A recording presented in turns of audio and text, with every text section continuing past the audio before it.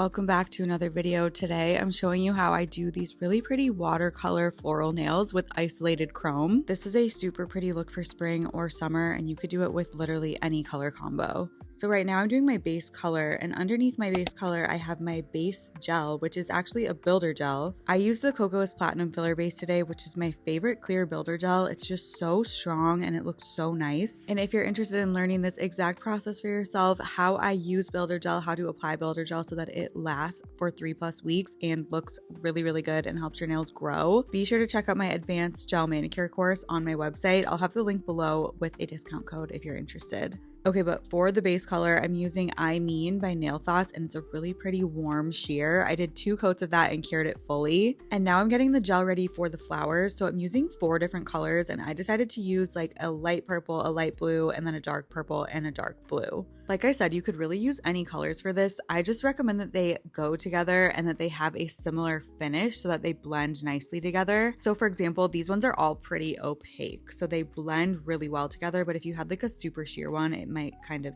be a little weird to mix with it. So to get that watercolor marble look, I'm mixing the colors together, but instead of like mixing and blending them, I'm actually just laying them on top of each other. I'm not trying to like mix the colors together to make a new color, but I want it to kind of swirl together to be more like a marble effect. So I'm using my brush now to just swirl the colors. I'm not like actually mixing it like you would if you're truly trying to create a new color. And then I'm using my angled brush, which I really love for this kind of look because it just helps make the petals so easily. And I use the brush to literally scoop up the gel like a spatula. And then I use the tip of the brush to just place the gel on my nail. And the shape of the brush really helps with the petal shape because it is pointed and slanted. I really don't have to do much work to do the petals. I just literally lay the gel down onto my nails. I'm not really even doing any swipes to blend the color or anything. Like, you just kind of pick up some gel and then you use the tip of the brush to place it down.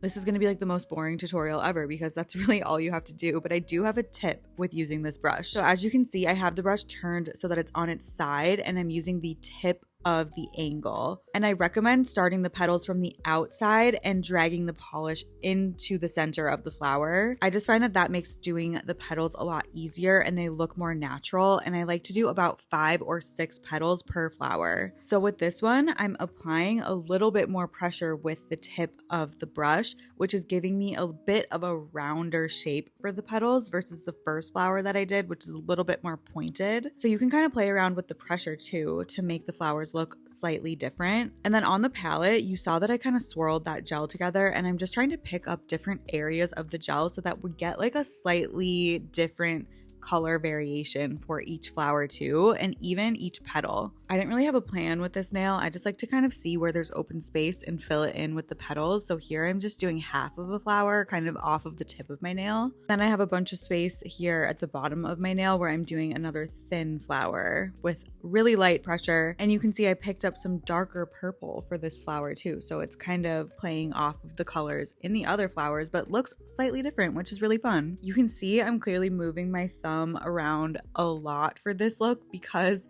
it's a little challenging for me to just like get the angle of the brush right so that I can draw the petals from the outside in. So I just kind of like shift the angle to make it easier for me. You just got to do what you got to do because sometimes flower petals can be really challenging, and I just feel like you got to use the brush to your advantage to make them look good. Another tip I have is to cure each flower as you go, because if you like how it looks, then you can freeze it in place, and if you draw another one and hate how it looks, it'll be a lot easier to wipe that one off and to not disturb the other flowers that you like already on your nails. After I finished my thumbnail, you can see I'm moving on to my other fingers, but I went back to my palette and redid that kind of polish layering situation that we had because I don't want all of the petals and all the flowers to be the same color. So you can see on my ring finger, these flowers are a bit darker than the other flowers on my nail because I mixed more of that dark blue and dark purple so that I could really have some color variation. But I really love how these colors all go together, and because the colors are present in all of the flowers and all of the petals, I just think it looks really cohesive and really pretty.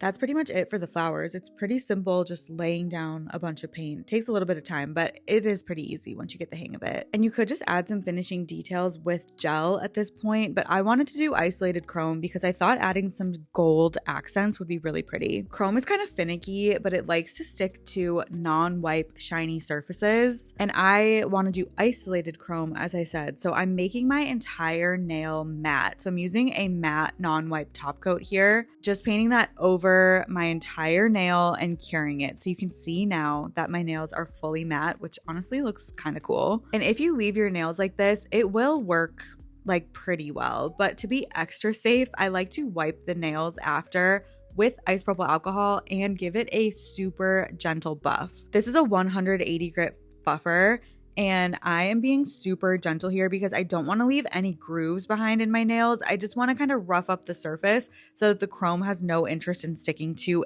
anywhere besides where I put the next layer of gel and where I tell it to be. And after you're done buffing, it's obviously going to be a little bit dusty, so make sure that you wipe really, really well with isopropyl alcohol and then give it a good amount of time to dry fully. That alcohol will evaporate pretty quickly, but I still just like to be super sure that my nails look really matte and really dry before I apply any gel on top of them again. So like I said, chrome likes to stick to a non-wipe shiny surface, so I'm using this specific product called non-wipe accessory bond that is super great for isolated chrome.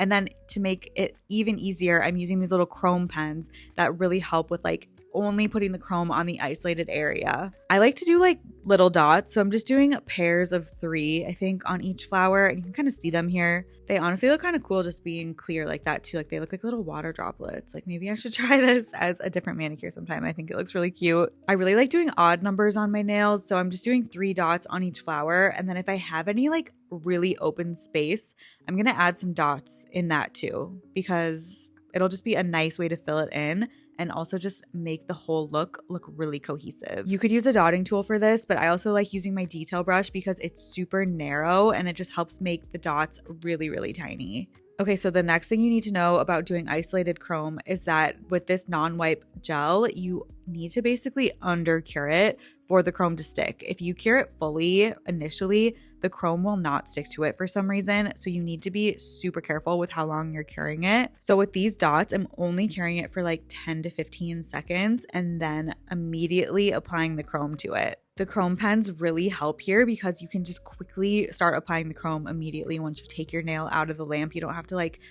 open anything extra, dip it into anything. It just already has the chrome on the pen. Then you just rub the chrome on, and then I just like to use a really soft, fluffy brush to wipe away the excess chrome powder. And I'll show that one more time here. So I'm using the non-wipe accessory bond to do the little dots. This gel is really thick and viscous, so it's not going to move around once you put it in place. So you could technically do more than one nail at a time because the gel is not going to like move around at all. But I just like to work like 1 or 2 nails at a time, especially when I'm doing chrome, because I want to be able to apply the chrome as soon as possible after I take my hand out of the lamp. I just think chrome is so finicky sometimes that if you were to like wait too long after you take your hand out of the lamp, sometimes it just won't stick to the gel anymore and you kind of have to like start over again and do another layer. And nobody wants that. I feel like I've had so many fails with chrome and this method really works for me. So if you try it, you have to let me know if it works for you too, or if you have any other tips, definitely leave them in the comments because I find that different products work completely differently. So this works for me, but if you've tried something else that works for you, I'd love to know so I can try that method too. And I basically just did the same thing here where I did 3 dots in each flower and then just kind of filled in the empty spaces with other dots, like 2 to 3, and also just kind of vary the size of them too. So like 1 kind of larger dot with 1 smaller dot. I just like to like make things look a little bit different and not quite so perfect. And I just think that kind of makes it look a little bit more artsy and kind of goes along more with that like watercolor vibe that we're going for here. Those dots got cured for like 10 to 15 seconds and now I'm applying the chrome and just gently brushing it off. And you can kind of see how there's like some little sparkles around the isolated chrome areas.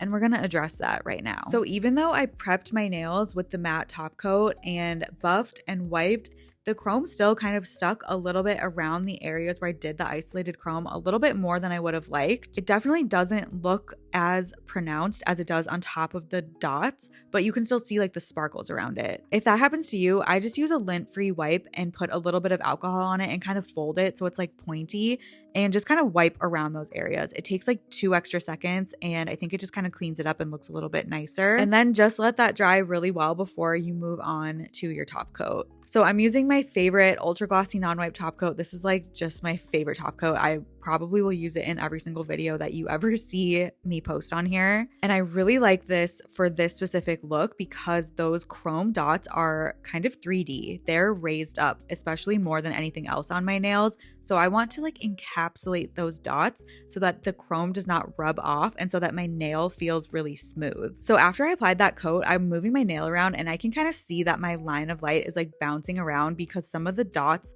are sticking out above my top coat. So I just added a little bit more top coat to my brush and kind of floated a bead through it to sort of encapsulate the dots, which will help make sure that the chrome doesn't rub off as you wear these nails and also will give your nails a completely smooth surface. Okay, here's the final look. I think this is so beautiful. I love the purple. It's so subtle and I think this would be really pretty if you like are a bride and you want to do whites or pinks or something. Like that would just be so gorgeous. Like maybe I should try that. Thank you so much for watching. I really hope you enjoyed this video and this tutorial. Make sure you subscribe and if you try this out, let me know.